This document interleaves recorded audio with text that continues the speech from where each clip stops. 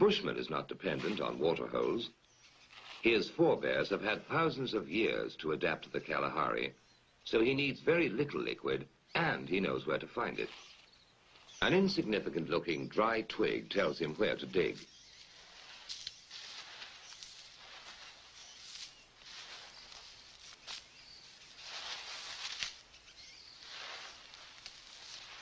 Anyone else would die of thirst in a few days in this treacherous desert that doesn't look like a desert. But he can survive for months on end. He unearths a bulbous root, which is really just a solid lump of wood with hard fibers that are merely damp. Civilized man would need some pretty complicated technology and machinery to get water out of it, but he uses the very simplest of tools. His scraper is a stick that has been split to give it a sharp edge, and he produces some dry-looking shavings. But you take a handful, point your thumb at your mouth, squeeze very hard, and wait for it.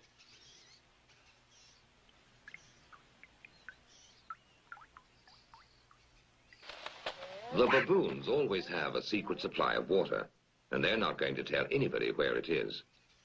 And when a Makhalahari ventures into the deep Kalahari on a hunting trip, he has to find water, because unlike the bushman, he doesn't know how to make liquid from a root. But he has his own way of finding out where the water is. First, he laboriously drills a hole in a giant ant heap when he is sure a baboon is watching him, because he knows baboons are incurably inquisitive. Next, he puts some wild melon seeds into the hole and works them in so that they drop into a hollow. Then he saunters off, knowing the baboon is burning with curiosity. The baboon doesn't trust that human being at all, so he plays it cool. But he's dying to know what gives in that confounded hole. Finally, Mr. Inquisitive can't take it any longer. He's got to know what's in there.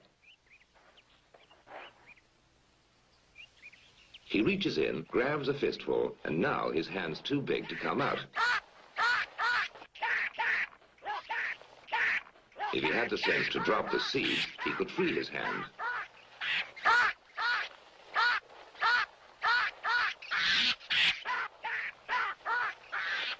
Now he lets go when it's too late.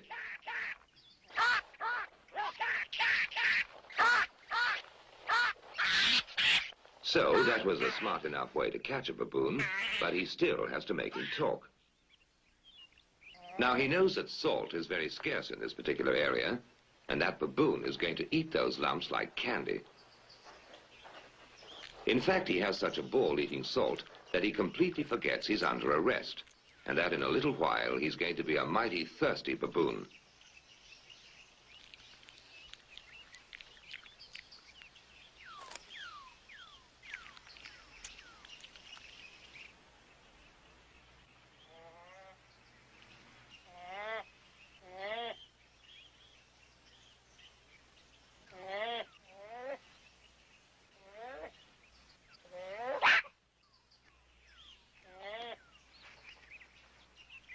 Next morning, the Makhalahari goes to have a closer look to see whether his prisoner is ready to talk.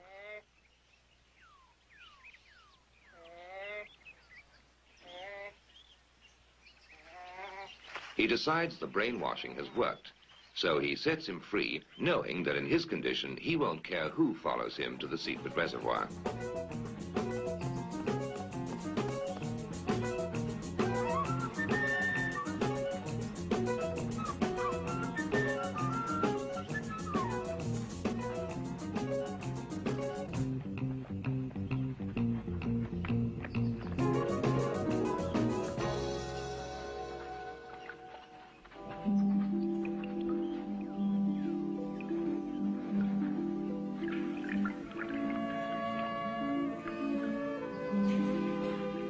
The Makhalahari has no eyes for the beauty of the setting. To him, water is beautiful.